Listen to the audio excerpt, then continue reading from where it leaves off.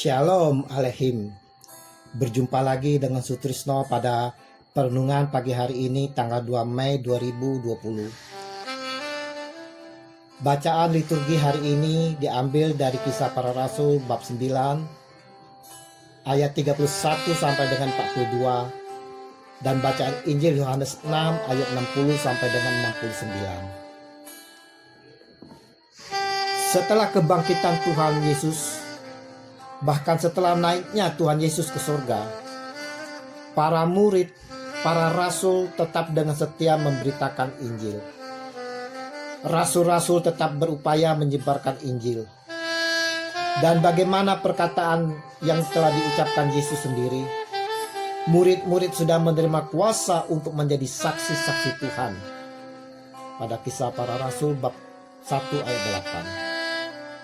Salah satu dari kuasa itu adalah kuasa untuk melakukan mukjizat. Begitu juga dengan Petrus yang dapat kita lihat pada bacaan pertama hari ini. Petrus berjalan berkeliling sambil memberitakan Injil dan menghibur siapa saja yang dijumpai. Bukan itu saja, dia pun menyembuhkan orang sakit dan membangkitkan yang telah mati. Perjalanan Petrus keliling ke semua daerah membawa sukacita penuh bagi mereka yang ditemui, dan damai sejahtera dari Tuhan Yesus menyertai mereka semua. Saudara-saudaraku yang terkasih, di saat-saat pandemi ini, kita pun dipanggil seperti Petrus untuk berkeliling menghibur mereka yang berdampak COVID-19.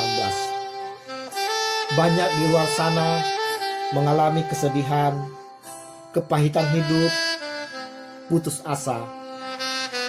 Bahkan ada yang kelaparan, sakit, dan meninggal.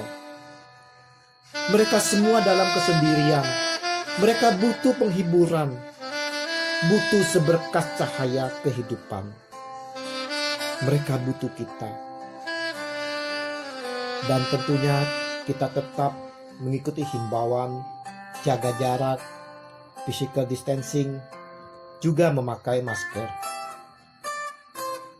Maukah kita seperti Petrus untuk keliling menghampiri mereka?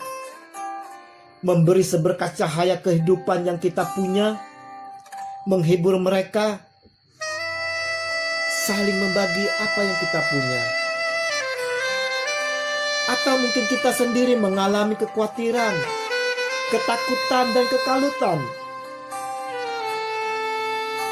Yesuslah sumber cahaya kehidupan itu. Dan kita telah menerima cahaya itu sendiri.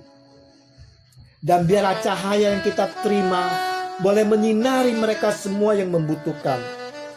Kita mau tunjukkan kasih Yesus kepada mereka dan saling sapa, saling membantu. Biarlah dengan kasih yang kita berikan dapat dirasakan oleh mereka akan kehadiran Tuhan Yesus di tengah mereka. Dan mereka akan tahu bahwa Yesus yang adalah Tuhan juga peduli dengan mereka dan mau menolong mereka.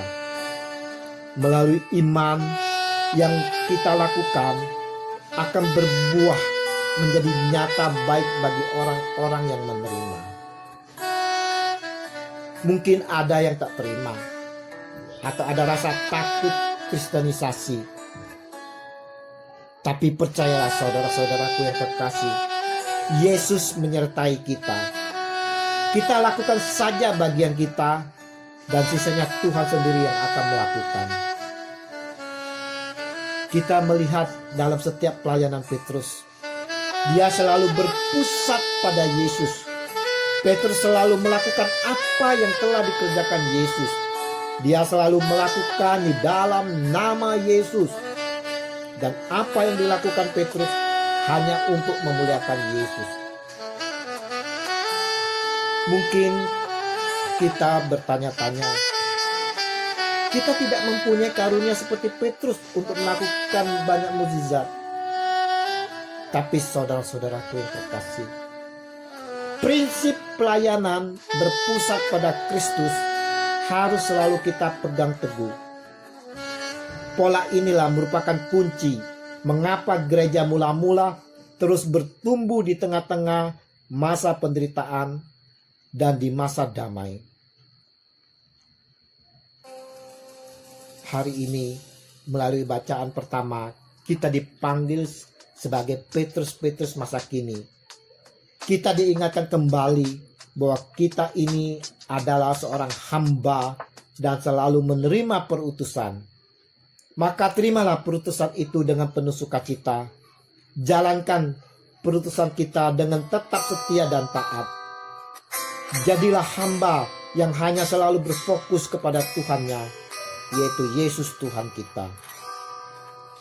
Marilah kita tetap dengan setia berdoa untuk bumi pertiwi yang kita cintai, agar segera dibebaskan dari pandemi. Kemuliaan kepada Bapa dan Putra dan Roh Kudus, seperti pada permulaan, sekarang, dan selalu dan sepanjang segala abad. Amin. Dalam